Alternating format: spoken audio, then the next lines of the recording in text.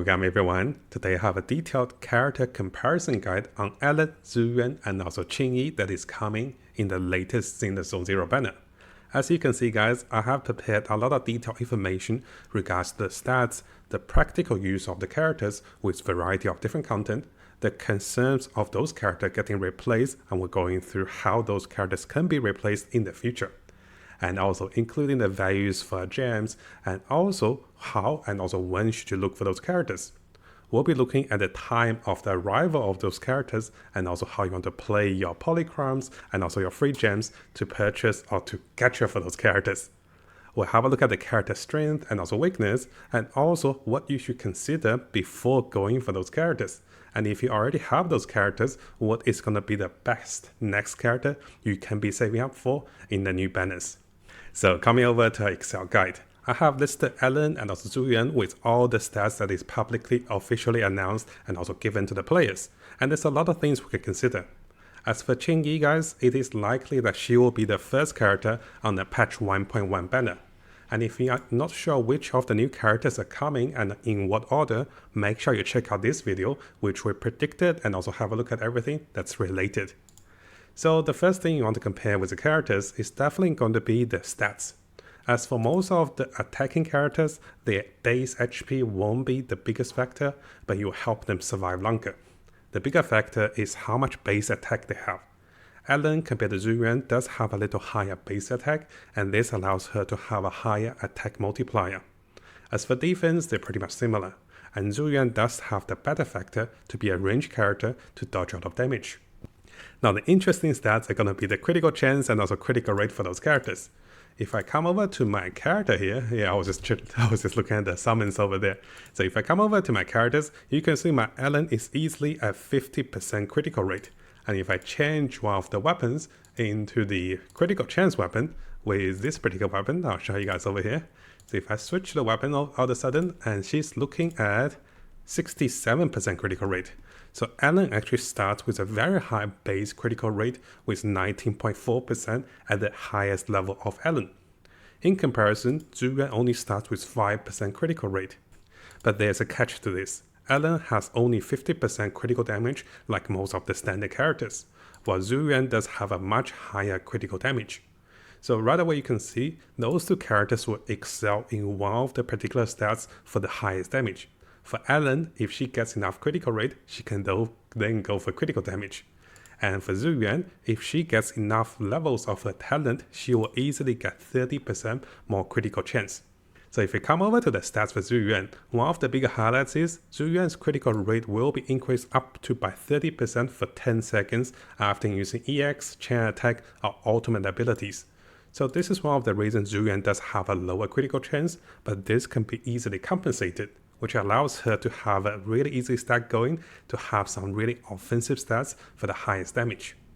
Now if you guys are planning to go for Zhu Yuan, we do have a detailed Excel and also guide summary for all the resources you needed for her. So I have this video available for you guys to have a look to get prepared.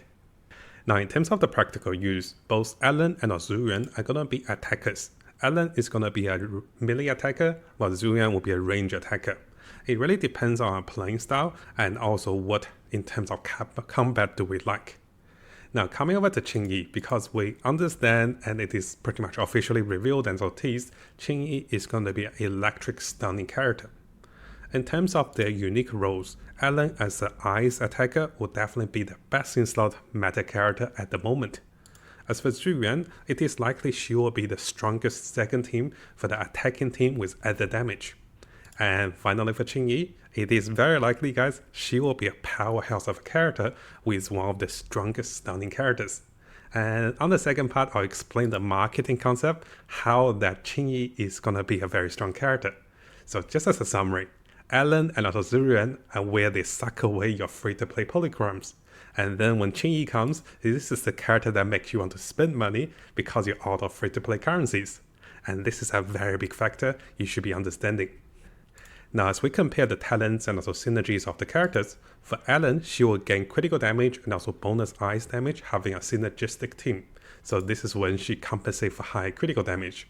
And for Zhu Yuan, she will get bonus damage and also additional critical rate. So notice those characters and also their synergies will compensate for what they are missing for the offensive stats. In terms of the holos and also Syrian defense, as for the holos, Alan and also Zhu Yuan, any one of them can be the strongest character that will carry you throughout the holos. And in terms of Zhu Yuan, she can be a little better because it's a range unit that is more defensive and it's maybe easy to dodge out of more damages in harder holo content. As for the senior defense, well, you need two teams, right? So ideally, you have Alan and also Zhu Yuan for two of the best in slot teams. And once you have your next new stunner, Qingyi is going to be very powerful in directly stunning and also disabling enemies in the new Syrian defense.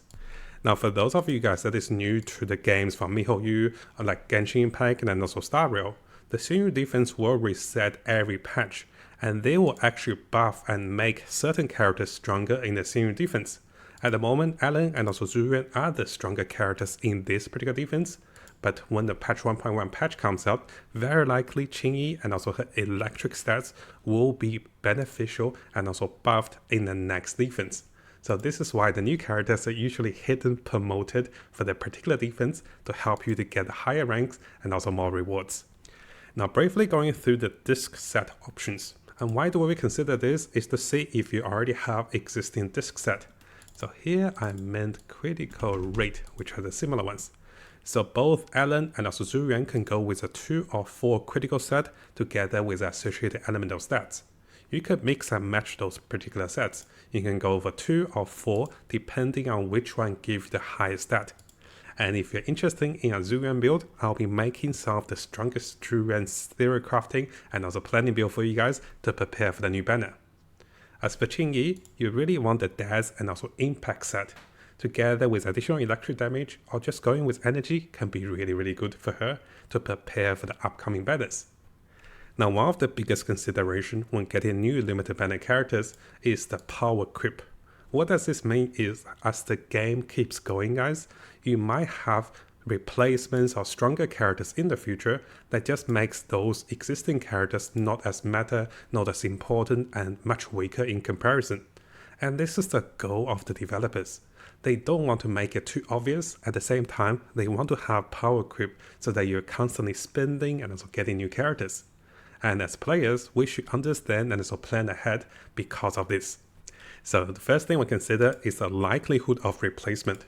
Both Alan and Zhu Yuan are attacking characters. At the moment, it is hard to replace them because we only have 2 limited banners, and they're the best in slot. But as time goes on, it is highly likely, guys, we will get more attacking units. Attackers come much often in the game, and players will make multiple attacking units for different elements. And let's say in the future, if the better fire attacker comes, you may be losing out for having too many attackers. So if you already have 2 attackers, it is likely you won't use 3 attackers. And this is the higher likelihood of replacement because they are attacking units. As for Qingyi, because she is going to be a stunning character, and usually in the games, stunning character can go onto multiple teams. Stunning characters doesn't have to match the element, and a good stunning character is much more variable compared to the other characters which are more easily replaced. And this is when we consider the frequency of the role's replacement. It is always much highly likely to get another attacker compared to getting more stunners and also supporters. So in that sense, Qingyi may be the better bet if you guys have enough currency for those characters. But if you really want Alan and also Zhu Yuan and you don't want to wait for another 45 days, then it is okay to go for those attackers. And this will allow you to enjoy the game the most at the launch of the game. Now, sometimes we have a look at the character designs and also the voice actors and also everything related to the characters. It is much more personal judgment, guys. Do you like the design for Alan, Zhu Yuan, or Qingyi more? And we do have some images and also in-game cinematics of those characters. It really depends on the art style and also personal interest.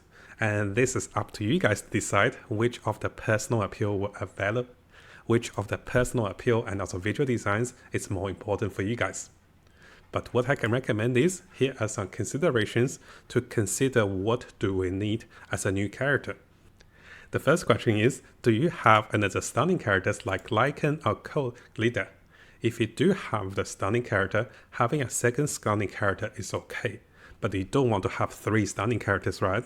So if you already have 2 stunning characters, maybe Qingyi is not for you. But if you do not have any stunning characters, maybe you want to consider saving for Qingyi. And similarly, do you have another S-rank DPS character? And this can be Soldier 11, this could be Necromancer, and this could be Ellen. If you have too many attackers, going for Zhu Yuan might not be the best bet. Even though she's a ranged character and she's easy to build, if you're already having 2 or 3 attacking units, having another attackers might not be the best. And this will spread the resource very thin. We also want to consider those characters and what is the best combo of those characters with your existing characters. If you have a lot of S-rank characters from the Victoria householding, then having Ellen is actually a really good idea. But if you are planning to get more NEPS fraction characters, which currently we only have is for Zhu Yuan, right? Then getting Zhu Yuan, Jendo, and also Thess coming from patch 1.1. Again guys, come over to this video to understand those characters. If you're planning to get that whole group of characters, then starting with Zhu Yuan and also coming with Qingyi may be the best bet. And again, this is the design for the marketing strategy from the developers. They want you to get invested on the first character and then you can't stop with those other characters. Now I did have a little bit typo over here. So as for Ellen, she only have 3 days on her banner. As for Zhu Yuan, she'll be coming in about 4 days. And in terms of Qingyi, she'll be coming in about 25 days. So this is a small correction, I actually miscounted. So the bigger question is, those characters that is having time remaining only 3 days, do you still have the time and also free currency to summon for her? And similarly, do you have enough currencies to save up for the Zhu Yuan banner? And also, do you want to wait for over 25 days for the Qingyi banner?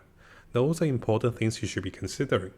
And as time goes by, I'll be making more Excels and also more guides to show you how much free-to-play currency you can gain in about 25 days or with patch 1.1 to help you plan for those characters. Now here is a personal summary of the strength and also weakness for those characters. For Ellen, I would say that she's a really fast damage dealer and she is one of the best current in meta character. But again, as future characters come with better attackers, she may be replacing about 6 to 9 months time. And similarly, Zhu Yuan has some really good range DPS and with some really high critical damage and also critical stats. This makes her very easy to combine with any supporting characters.